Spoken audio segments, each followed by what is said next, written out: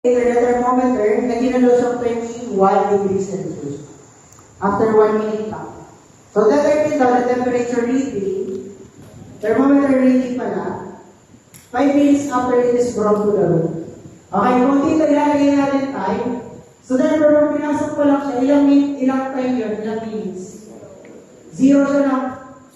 So therefore, ang temperature niya is, sabi natin T minus PM, so therefore, 70 minus yung temperature na itong pinasok.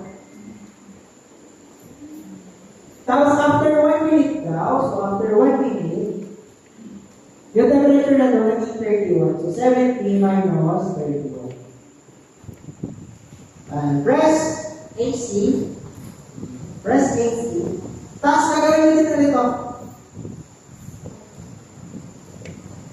Sisang hinahanap nito, pero this time, ang hinahanap natin is temperature na lang. So therefore, ang hahanapin natin is Y hat. Ang papalabasin natin ito yan. Tapos, tatabihan natin ang sabi doon after 5 minutes. So therefore, tatabihan natin siya ng 5. Then press equal. Ilan? Ilan? 12.24.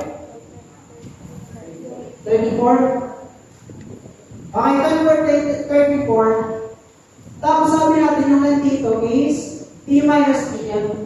So therefore, 70 minus yung temperature na hinahanap natin is equals to 12.34. So therefore, PM is equals to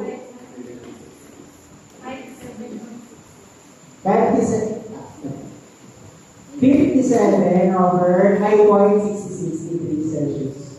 Okay? Okay? Or pwede mo naman ditong gawin, ang gawin mo na, 70 minus 5 y hat na. Direkta.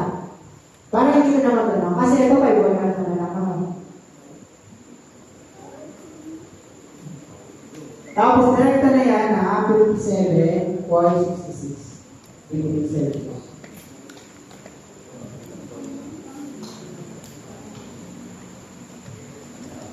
Papaluwag yung plus 2 province.